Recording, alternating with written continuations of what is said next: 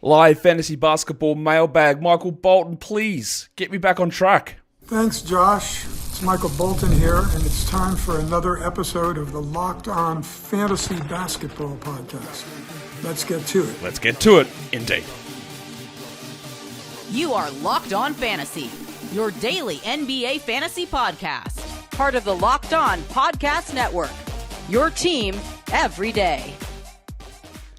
Hello and welcome to the Locked On Fantasy Basketball Podcast, brought to you by Basketball Monster. My name is Josh Lloyd, and a monkey never cramps. I'm also the lead fantasy analyst at basketballmonster.com, and you can find me on Blue Sky, joshlloyd.bsky.social, on Twitter at redrock_bball, on TikTok, redrock_bball, and on Instagram at Locked On Fantasy Basketball.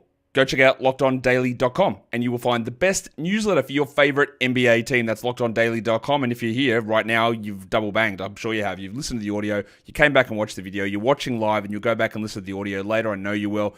And then you're hitting thumbs and comments and reviews and subscribes and all that sort of stuff. Trade deadline show coming up Thursday, February 6th, 1 p.m. Eastern. We're going live on that one. We are here. It is Santi Aldama's birthday. For me, here at least, that's what I celebrate on the 10th of January. I don't know what you do. It might not be the 10th yet. So at least I do these days to give you a day to plan. If you're in the United States, Canada, any of those countries, you get a day to plan for what you're going to do for the great man's birthday, Santi, who actually might be returning today. So there we go. We are ready, we are off, and we are here to answer questions that you guys may have. All right. That's a good question, Ryan. And usually there's no real sort of specific answer for that, because his question is, how much of a leash do you give Zach Edey? The minutes have been low lately. You're right. They have been. It's concerning. He came back after that head issue and is playing like 21 minutes a night. He was benched for Jay Huff. I don't believe in Zach Edey's high-end upside. I just don't. So to me, my leash is going to be shorter than others. But I will probably give this at least another week, let's say 4 more games, and if he stays at 21 minutes there, I'll be like, I don't think I need to do that, because I don't think the upside is super sky high. But that's going to depend on so many different other options. Cherry and Kevin, you are right. That was a Munenori Kawasaki reference. There you go. Saw that, went through that, what's his name? Press conference yesterday for some reason. I don't know why I saw it. What are my thoughts on Reed Shepherd's G League debut? Good for him. He scored a lot of points. He needs to. He's been absolutely dreadful in the NBA. Let's see what it leads to. Probably nothing is my guess. Anthony Black is healthy. You wonder if that messes with Cole's minutes. Yes, he was healthy in the last game too, Chunchilla. Anthony, which is frustrating. Mr. Black and Cole Anthony both played pretty good minutes, and Jalen Suggs is now out indefinitely. We know what indefinitely means. I hope we know what indefinitely means. Who wants to be the first person in the chat to, come on, chat. What does indefinitely mean? Let me know. I still believe very wholeheartedly that the ability of Cole Anthony is greater than Anthony Black. His ability to generate scoring, hit threes is more important, but with Paolo Banchero returning, maybe that's not as useful. I think what we're going to end up in a situation is if you've got Cole Anthony, you hold on and you see what happens. If Anthony Black is on your waiver wire, I don't think you're going to miss out, to be honest, because he's not a very good player. He's not a good fantasy contributor. And even in situations where he's given opportunities, Jamal Mosley just pulls the pin almost every time. So I don't think that's that big of a deal. What's Brandon Miller's rest of season outlook? Lots of movement on the Hornets roster. What's the movement? There's been a few injuries, but that's about it. His rest of season outlook to me is just very similar to what he is now. There'll be periods when his usage rises. But I don't see a huge amount changing for him, honestly.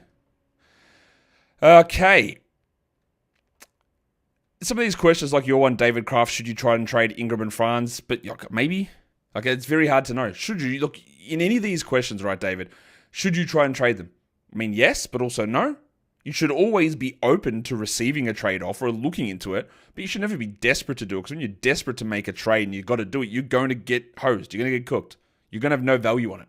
So, sure, but these guys have been sitting in IR. We have no idea when Ingram's returning. We've got another 3 weeks at least, I'd say, for Franz to return. Your ability to get those value back for those guys is not there. If they're sitting in IL, they're not bothering you, why would you do it? I don't think you're going to do anything with that. Kyle, is Pippen Jr. Kyle, that is one of my pet peeves, so apologies, I'm going to pick on you here. It's not Pippen Jr., he's Pippen. He is Scotty Jr. His name is Pippen. I hate how this is portrayed in media. It's so frustrating. It's wrong. It's completely wrong. And this is not on you because you have been conditioned by media to talk about it this way. This is a sidebar. If you're writing someone who's a junior with just their name, just their surname, you just write their surname. The suffix is not required. It's just Pippen. Anyway, is Pippen a must handcuff for Morant owners at this point? Well, that's, again, a question that doesn't really have a correct answer as a general rule, because you talk about handcuffs. If you are in a standard format, a 12-team league, 10 starters, 3 bench, you cannot handcuff players. Because Pippen might sit there for 5 weeks, playing 17 minutes a night, being the 230th best player, and you have lost your weeks over that time, and it doesn't matter if Morant gets hurt in 5 weeks. It doesn't matter. The perfect handcuff is a guy that can produce 160th sort of value, even when he's in a reserve role, but Pippen does not do that. So as a general rule, I don't believe that handcuffing in daily changes fantasy works. It doesn't. You will hit, but like 10% of the time. It doesn't work as a general rule. George says, should you be concerned about the Jalen's, Johnson and Suggs, no timetable to return, missed a few games in a row? Well, both haven't missed quite a few games in a row. Suggs missed 2. But yeah, I guess you have to. I guess you have to have some sort of concern about Johnson and his shoulder, Suggs and his back. But like we said, and I didn't even get back to that definition of indefinitely, it just means they're not telling us what the time is. Suggs could literally play on Friday. He could play 2 days ago. He practiced the other day. They both might play within their team's next 2 games. So you can worry about it a little, but that's about it. Norman C. Is Eason still worth stashing? Not really. No, I don't. Again, this is all going to determine. It's all going to determine the way that your league is set up, and yeah, you've got the ability to do that. But overall, no, he's not. It's just too long, man. It's been out for too long. The upside's too limited at this point, and maybe later on it jumps back up. But I just don't need to hold him. I don't think. Anna and Mark, what are my thoughts on Saar? Plays for the Wizards, number 2 overall pick. There you go. Guys, I've got to ask something more specific. And every episode, I'm going to try and find one of those questions just so I can make a joke out of it. But in all seriousness, Alex Saar just needs to be rostered, I believe. Are we concerned about potential March shutdowns for players on the Nets, like players like Thomas and Dilla? Yeah, you should be. I'm pretty sure that D'Angelo Russell, and look, as a general rule, unless you're Utah or Portland, and even them, they have been sort of good with this, but it's usually the final 3 weeks of the regular season. The teams that get a little bit more egregious into it, they might do final 3.5 weeks, or they might start sporadically sitting guys, like literally Utah and Portland doing right now, earlier than that. I don't know how Brooklyn's going to approach it. I do not. If your league runs until the 29th of March or the 2nd of April, yeah, D'Lo and Cam Thomas, and these guys just won't play. I'm pretty sure they won't play. But if you run until the 21st or 23rd of March, whatever the date is that I suggest, 23rd, you're generally going to be okay, as a general rule. Okay. Let's go through. Oh, was it a Haynes bomb, was it? Okay, let's go and double check what that info is, because I haven't seen it, because I'm recording live with you. What actually happened there? Also, Palo's out today, returning Friday. All right, so we thought he'd return on one of these 2 games. I thought it was today. It's not going to be today. Is that the Hayes bomb? What we also got is Andrew Wiggins ruled out today. So the Warriors just sitting a bunch of dudes for today's game. We don't know about all of them. Jimmy to Phoenix is not happening. I don't think it is either. A nickname's a big part of Australian culture in general. Yeah, I think so, Brady. Is it a big part of my personal culture? Yeah, I guess so. I guess it's my personal culture, but it is a big thing here, yes. We very rarely call people by their actual names. Is it a good time to trade away stars from lower-ranked teams for stars from higher-seeded teams? Is the shutdown tanking greater than any chance of play? Pre-playoff rest is not really a thing that you worry about at all. The times it happened, it was Boston last season when they were like 10 games up and you got sporadic rest for players, but it is just not a thing unless your league idiotically runs until the final day of the season. That will only happen maybe for the last or second last game. So that is absolutely not a concern for anybody. Do not be concerned about pre-playoff rest for good teams. Don't at all. Not a worry at all. MB asks a question. Is there a future for AI to make future player projections? Is it ethical? I don't know, but what's the ethical portion of it? Do you mean like in terms of use of resources? I'm not really sure. I've done enough research on that to know that answer. Is there a future? I think that it's going to... Look, to be honest, a lot of work with projections and the way that models are done, whether it's ours and the auto, we have an auto and manual portion of our projections that we do, or other sites that do it. There's a whole bunch of algorithmic machine learning things that have gone into those and have gone into those for years. So there is a portion of it that is AI, so to speak, that's been running this stuff for a very long time. So yeah, but in terms of, can you get an AI to tell you everything about what's happening? No, that's not going to be that case in that sort of area, I don't think. All right, we'll come back. We're going to talk some more stuff in a sec. We'll get there. So get your questions firing in. We're going to do an excursion across the NBA and the fantasy landscape. Before we do that, though, today's episode is brought to you by the big fellas. Yes, they are the big fellas over at TurboTax. Yes, it's TurboTax. Intuit TurboTax. Are you tired of the endless waiting, the wondering, and the worrying about your taxes? Well, it's a thing of the past. Taxes don't need to be complicated and stressful. Yeah, that's true. TurboTax is here to change the game by matching you with a TurboTax expert who can get to work on your return right away. No more waiting for answers. No more wondering if you're missing out on deductions, whether you've got one form or 20. TurboTax experts give your taxes their undivided attention while you get real-time updates on their progress, so you can focus on what really matters. You won't have to lift a finger, but you'll get the peace of mind knowing that your taxes are being handled by the pros. Get ready for stress-free taxes and the most money back guaranteed. Well, head over to turbotax.com and get matched with your expert who's ready to take your taxes off your plate so that you can focus on your day. It's only available with TurboTax Live full service, real-time updates only in the iOS mobile app. See guaranteed details at turbotax.com/guarantees.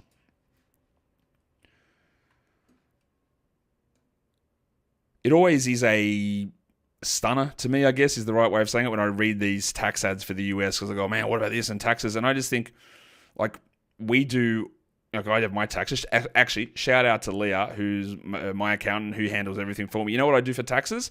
Leah just goes, hey, can you just send me your bank thing? I go, yeah. And then she sends it back, goes, we're good, man. Like, what do you think? Looks good. And I'm done. It doesn't take me any time at all. I don't have to worry about this. We don't get penalized for making our things incorrect. The tax system in the US is so weird. It's so complicated. It's not even complicated. The process is what is weird. Because honestly, again, Leah just says, give us the transactions. Here you go. And then she sends it back. I sign it and we're done. It's the easiest thing of all time. That's all good. I honestly hate this shutdown discussion. Do I think Miller has a high chance of getting shut down? What happens is a player gets hurt, and he's been hurt multiple times this season, and it's towards the end of the season, they will usually just extend out the return period of a player. There is very, very rare circumstances where a player is completely healthy and they don't play, and it usually is the final 2 to 3 weeks of the season. That is it. That is it.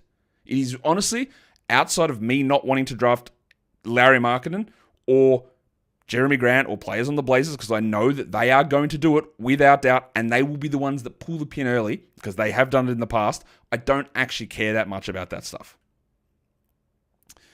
Have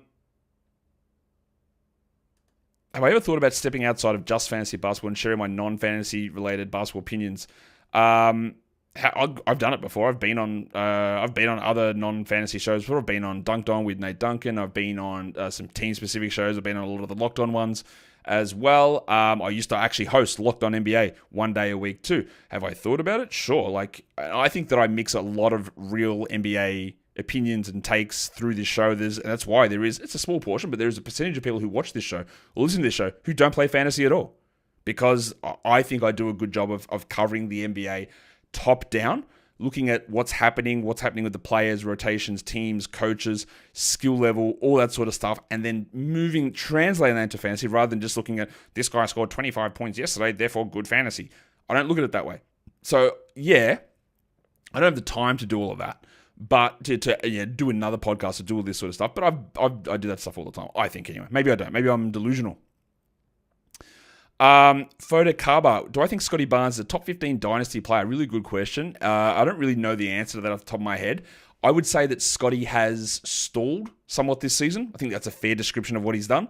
Top 15, I'd have to actually sit down. When you ask me these lists, I'd have to actually sit down and provide a list and go through and go, what's my list here of players and where it sits, top 15, and all that's also going to depend in a dynasty league about what you're doing, how far down the track you are in terms of competing. But If I look at the Bazemore metric that I use on Basketball Monster that I've developed, and we're still always refining and tweaking, he's actually coming in as a top 10 dynasty asset if you're looking as a real sort of rebuilding sort of a team. If I look at it from a more neutral perspective, which we've got a sliding scale ability to change those sort of things, where does he come in? Yeah, he comes in like literally about 15th in that spot. So I'd say that's about right. Yeah, Tim, they are saying JJ Redick's house is burned down, as I talked about yesterday. Darian, who hosts Locked On Clippers, he is unfortunately stuck in all this LA Fire stuff. He lost his property, but he also said, yeah, Kawhi's house, JJ Redick's house, they're gone. Like, they're in that area, so there's going to be a lot of problems. Obviously, with this moving forward, the game today has been postponed, obviously, between the Lakers and the Hornets. I'm not sure how many more will be, but that is something that has very clearly happened. Does Jabari Smith out help or hurt Sengun's production? I don't think it really impacts it at all. Jabari is not a high usage player. He's a below average usage guy. He wasn't like necessarily thieving assists or rebounds away from Sengun. The only thing I would say is that Amen Thompson coming in probably does take a bit of usage away from Jabari. It probably does, from Sengun, and maybe some assist opportunities. So I guess, does Sengun not playing with Smith impact Sengun's game? Not really. It's more the introduction of Amen Thompson that might have an impact on Sengun. So it's sort of a yes and no. Yes and no. With Chet looking like he's going to make his return soon. Is he? Well, did I miss something? What are you talking about? Why is he making his return soon? Do you think he's going to return to his pre-injury form, or do you think the Thunder are going to slow roll it? He's definitely going to be slow rolled, right? He's not going to play big minutes straight. But also, it is worth noting, Chet started out the season really good. And then before he got hurt, the production did start to drop a little bit. I think he was like 35th or 40th in the little 2-week period before he got hurt.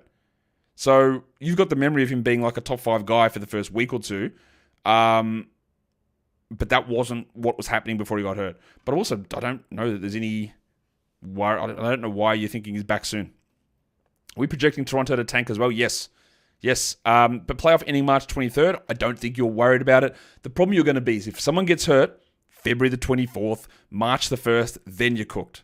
But otherwise, I don't think you worry about it. I saw a question there. Here you go. Why don't I do pregame shows anymore? Time. Not very many people watch the pregame shows. It was a big time commitment. I've used that time to do other stuff in terms of more time refining my projections. I do it for more time in terms of presentation stuff on the other shows. I do it for more time in refining processes that I have in terms of highlighting and finding undervalued, overvalued players, some formulas, some tweaking stuff that I do there. Also, just to prevent some burnout so I don't wake up and record 3 shows within 3 hours to start a morning. And again, there wasn't that many people that were watching those shows as a general rule. So that's why I just decided to move off them. You should show us your fantasy teams. Well, every week, Zach, on the Sunday show, I go and recap all of my results from all of my leagues. I actually don't usually show you the rosters. Again, to me, I think that's incredibly boring. I think it's incredibly boring. If I'm listening to other fantasy shows, whether it's different sports, I go, well, this is what my team did. I don't care, man. And also, has to be understood that I am not one of the fantasy analysts, and there's very few of them, but there are some of them who are just like, well, this is who I've got on my team. Oh, I don't have this guy on my team, so I don't know anything about him. Well, I've only had this guy this year, so I haven't really looked into it. I'm not like that. I look into every player at every point, every single season. So my focus on my individual teams, I couldn't even tell you some of the guys I got rostered. I have no idea, because I don't have that level of individual narrow focus, because if I did, this whole show would suffer. You can look at my rosters, and some of my teams are flying. Like one of my teams, I've got an 86% win percentage. Another one, I've got like a 42. It's like it's all over the place. But I do show my scores and results each week. Dunking Dutchman. After picking up hot players off the waiver wire, I found my teams in a punt 3 situation. Any pitfalls or advice for punting this category? There's no pitfalls. Who cares? You're punting 3s. You know what that means? It means you'll win it some weeks anyway. There's absolutely nothing to worry about with that, because 3s are the easiest streamable category off the wire. So if you find that you're down to a situation where 3s are actually tight, you can actually sneak that category in a couple of weeks. Just add a couple of guys and you'll find those players. So it's actually not a bad way to look at it. Let's have a look. Cats, I will definitely come on your show. I don't know when I'll do it, but I 100% will. You know how to hit me up. We'll talk about it later. But yeah, absolutely. have I ever considered moving to the US? It actually would work worse for in terms of this show, because obviously games finish late at night. Here, they finish at 4:30 p.m. in the afternoon. So like my whole schedule would be completely like chucked on its head, and I think the content would be worse. Have I considered moving there for periods of time? Yeah. Like we will probably end up spending a lot more time across in the US in the coming years. Probably San Diego, to be honest, but I'm not sure exactly. In a weekly games cap, how do you treat the back end guys in this format where streaming isn't as important? Yeah, now that is where we talk about it a lot in terms of stashability. That's stashability. In a games cap format, your last 2 roster spots, you don't use them on a weekly basis as a general rule, so you can then look at it as I'm going to handcuff a guy. I'm going to stash for a deadline trade if you think that's going to happen. I'm going to stash for a guy who might get an opportunity through in March. That is the difference of how you treat that. Guys, I'm not going to talk shutdowns anymore. Here's your blanket shutdown statement. If the team is bad, yeah, there is a chance their good players do not play the final 2.5 to 3 weeks of the season. You have to bake that in. If the teams are bad, their good players have a massive chance of not playing. It's not guaranteed, but they have a massive chance of not playing. Can I guess who those guys are going to be? Outside of Lauri Markkanen, Jeremy Grant, maybe Anthony Simons? No. Teams will approach it differently, but there is always going to be a risk. Like last season, DeAndre Ayton played through. Why? Jordan Poole played through, but Kyle Kuzma didn't. Why? Like Cade Cunningham played through. Okay. But you don't know. So the waste of time to try and think about this because there's literally no indicator, none at all, as to which player will get that. There's no indicator unless you're Jeremy Grant or Lauri Markkanen. There is no indicator on this. So just if it's a bad team, and you can very easily see who the bad teams are, there is going to be risk with those players. All right. Let's go through some more questions here. Do I think Cole Anthony would be a good stash for the trade deadline? Not really. I don't see who's trading for him. I don't see what situation is going to put him into a starting role. No, I don't at all. Do I think that John Isaac will ever have the capacity to play full starters minutes ever again? I would say no. I would say no. Is Scoot a top 75 player rest of the season? Absolutely no way.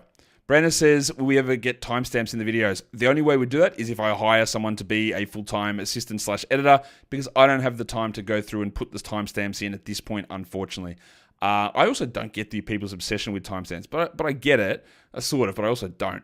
YouTube usually has an automatic timestamps feature, but sometimes they just don't generate them, and I don't know why, but they're supposed to be more, it generates automatically chapters, but for some reason, they don't do it. All the time, I wish they did, but I don't have the time necessarily to go back and put all those things in. We'll come back with more questions, so get them in. But today's episode is brought to you by Rocket Money, a financially based show today.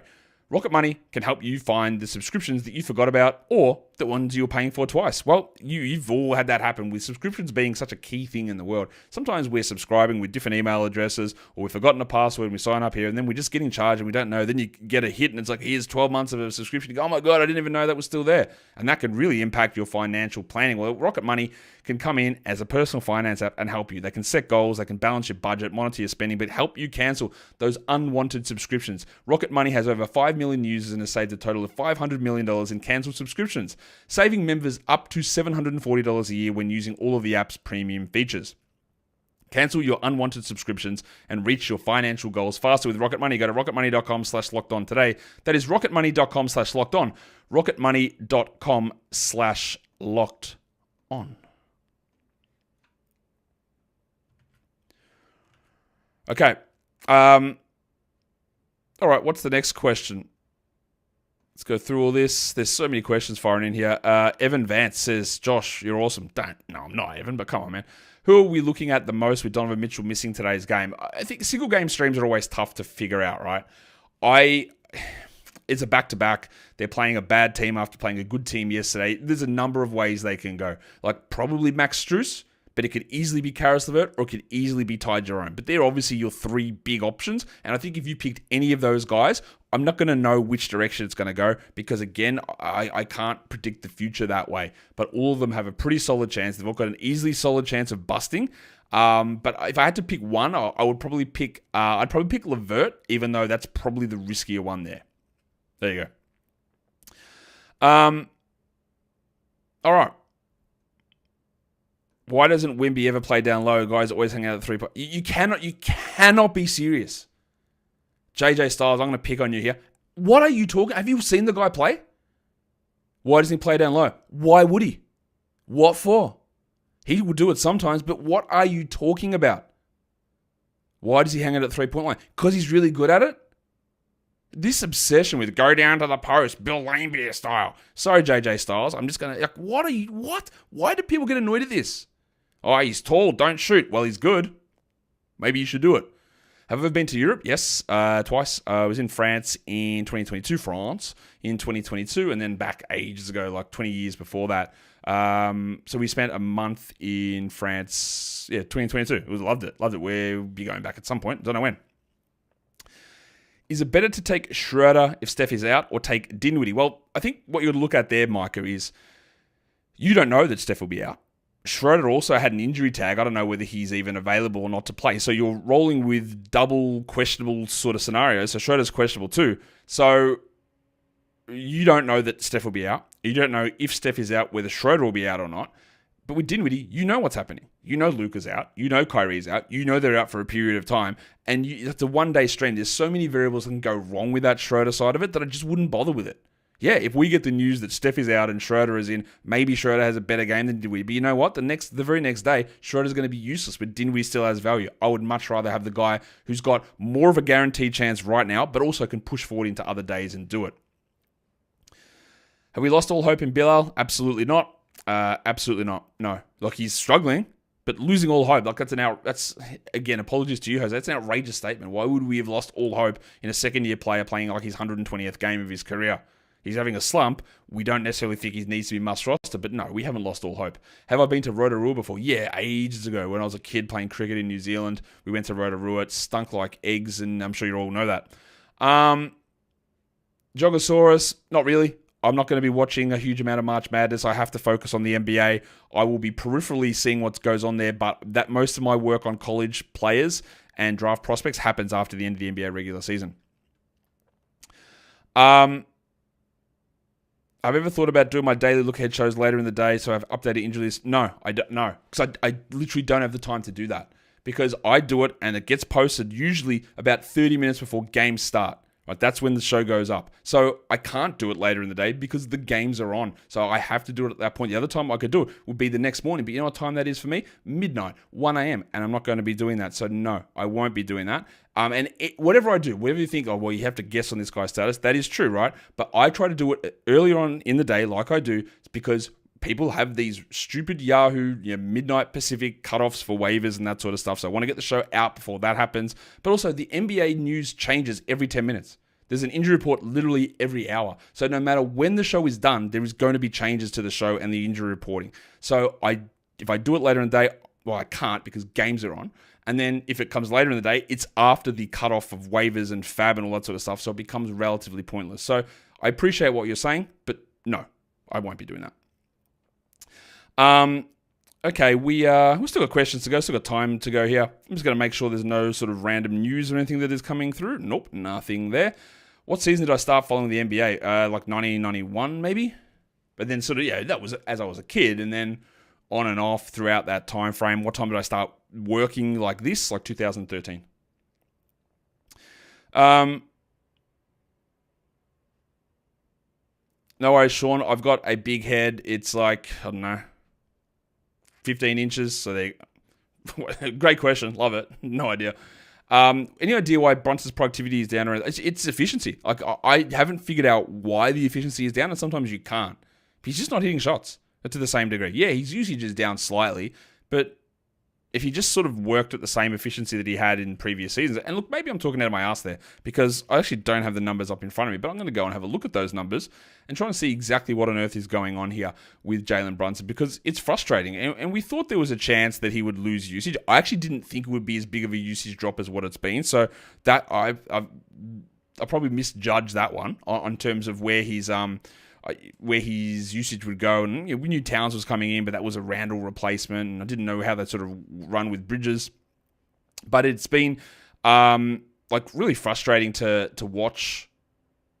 I'm having a look where the efficiency drop is. It's actually weird because efficiency hasn't dropped that much.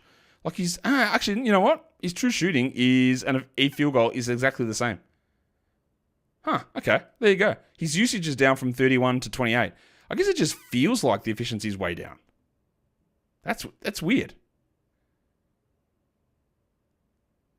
And realistically, what's changed is he's taking like one fewer shot from 3 per 75 possessions and 2.5 from mid-range. But mid-range percentage, his mid-range shooting is down almost 1.5 percentage points. So that's really... So this adds up. 1.5 percentage points on his mid-ranges, 1.5 percentage points on his three-pointers. His rim percentage, though, is up 4 percentage points. So that's why his field goal percentage is like exactly the same. 54.3 to 54.1. His true shooting is 60.5 to 60.2. He's just not playing as well. It's a little weird. Interesting. What are my thoughts on swerving and bending that corner? Whoa. Come to LA. Obviously not now. I was in LA like literally in July. We spent 5 days in LA in July. We were there. Went to SoFi Stadium, did a tour there. Shout out to Evan Phillips who got us out to a Dodgers game to watch him pitch over there. We went to Dodger Stadium. We were there 4 or 5 days. In July. And I'll be back there probably in July, but only for like a day or two this coming year. Let's do a couple more questions. All right, is there a way to figure out how much of a counting stat is needed to win a category based on league size? In a 14-team, you need X rebounds to win that category every week. Not really, Becken. Sure, theoretically, but it's going to depend on the way the stats get distributed in your particular league. Because I could tell you what the median number or the average number of rebounds is for a player in a league that size. I could tell you, and you can just multiply that by players that a team has and the games for the week, and then you can also look at what would 2 standard deviations above average be, and is that number going to be safe? But if you have a situation where you've average standard deviation, that's all well and good, but what if all of the good rebounders or block guys are concentrated on 2 teams, right? Where you might need, let's use blocks for example, let's use 40 games for example, where you might use let's say 25 blocks wins you a week. Or 25 blocks is what we work out, 40 games, and that's what the average amount of blocks per player gives us. But there are 2 teams that routinely get 45 blocks and everyone else gets 12. So I could say the average is 25. I could say with 2 standard deviations, it becomes 31 or whatever. And you say, well, if I get over 31, I'm going to win most weeks. And you will, but you'd also win most weeks at 20. But getting to that top end is different. Now, if those block guys are all distributed more evenly, then the average and standard deviation could literally be close to what it was, but the differences there change. Now, so there's no that. I think people always ask this, what's a good number to get each week to win a category? The reason why those numbers don't get put out there is because there's such a broad range of how they work that it actually would end up being misleading, that it wouldn't actually give you the information you want, and finding that number is not a real thing. Percentages, right? What I can tell you, and what is easy to figure out, what the averages are, but how how you work that into whether that's winnable and what the numbers you need each week to count up to win, it's impossible to do. Also, again, because if you're in a league where there's a free for all, a waiver wire, some teams might play 47 games, some teams might play 39. And if I tell you that 200 rebounds wins the week, but you go, well, I've actually got an ability to get an extra 6 games in. I get these guys in and they get 5 rebounds a game. That's 30 more rebounds. I've just smashed that number. It is impossible to do, and that is why those numbers don't exist as a regular benchmark to look at. I hope that makes sense. Do I think Ben Simmons gets to 29 minutes plus again? If D'Angelo Russell is out and Simmons is in, yes, I do. I do think that'll happen because we saw it happen. Should tanking be allowed in the Dynasty League? Yeah, Evan, why not? It's a legitimate strategy, but you do need to have some sort of rules around it. You don't want a situation where there are 4 teams that just don't set a lineup, get zeros every week. You don't want that. Tanking is a viable way to go about it in Dynasty. The way that I find that you can have a limit or an ability to institute things where there's competitiveness still, you've got to have a step-in rule. So you can't trade away future first-round picks every single year. You've got to have one at least every 2 years. Secondly, you've got to have an expansive draft lottery. You've got a 12-team league and 6 teams make the playoffs. Well, you've got to have flat odds for the bottom 4 teams. So that if you finish just outside the playoffs, you've got as much of a chance at number 1 overall pick than you do of the bottom team. Right? You have to have that. You can't have a situation where if I just don't set a lineup all year, I'll get Cooper Flag or I'll get Wemby. You can't have that as a situation. There can also be things where you have got to lead yourself into a scenario where there is a minimum amount of games played, or maybe even minutes played is probably a better way to do it. Minutes played for the week, and each week that you don't hit that minutes limit, well, you lose a lottery ball in the upcoming lottery. So let's say your lottery is 1,000 ball lottery. There's 6 teams and 4 teams in it, and they all get 250 balls, giggity, in that lottery. Each week you don't hit the minimum minutes for the week, you lose 5 balls or 3 balls or something. So everyone else has got their 250 lottery balls, and you get down to 230 or 220 or something because you haven't set a lineup. So tanking's possible. You don't have to have good teams, but it's more about rebuilding. Hey, I'll trade away this. I'll get a draft pick in. I'll get a young player in. My team's not going to be very good, but I'm still not throwing zeros out there, and I'm not guaranteed if I just hit zeros, I'm going to get the number 1 pick. That's the way I believe that you do it, and I hope that makes a lot of sense as well. What's my favorite Aussie beer? Nicola, I don't have one. And the reason is if I'm drinking beer, which I do, actually what I do have at the moment, which I bought like last year, I bought a beer, like a fridge with a beer tap in it. And I get like kegs put in there. Biggest W ever, right? Fresh draft beer. Love it. But I don't like to repeat what I drink. So if I was buying drinks, I'm not going to go, well, I really like this drink. Let me just get the same beer every time. I don't do it. So if I go anywhere and I'm going to get a beer, I look on the menu and go, which one of these have I not drunk before? And then we have it. That is how I approach beer. So I don't have a favorite. Because if I've drunk it before, I'm going to be inclined to not drink it the next time. Brand loyalty? Nope. All right. Galahad, any Australian basketball prospects you excited about? Potential productive? Yes. Rocco Zakarsky this year, but Dash Daniels, Dyson's brother, is the other one. I think he's going to be really good. So Rocco and Dash are the 2 coming up who are probably the big ones we need to pay attention to. Okay. Ryan, I'm not sure about any other changes about making fantasy more fun. That's probably more of an off-season thought, but I haven't thought about it. But I'm glad that you are enjoying the weekly games cap. All right. I think we're going to get out of here. We are going to get out of here. MB, do I watch Inside the NBA? No, I don't. They don't know what they're talking about. Honestly, they don't. They don't watch games. They don't pay attention. They are a gigantic negative for the NBA. It is embarrassing that the NBA promotes this as a show. It is embarrassing the way that they treat the NBA. It is a complete embarrassment. You would say, well, they're just telling the truth. They're not telling the truth. They're telling you absolute old head hater stuff that you believe to be the truth.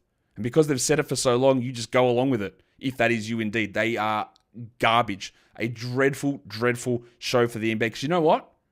It's possible to actually be funny and a comedy show while providing real analysis. It is possible. I think I do okay at it. It is possible. You're terrible. You're terrible. I don't know who they are. Back in my day. Anyway, speaking of getting out of here, that's me. I'm about to get out of here. So, guys, I think you know what to do. It is Santi Aldama's birthday. So, get your paellas out. Get some candles in there. Get ready to go. Hit the thumbs. Double bang. And remember to have a good day. And remember to have a good day, not because I said to have a good day, because you want to have a good day, because you want to acknowledge a good thing and you want to make things better. Guys, we are done here. Thank you so much for listening, everyone. See ya.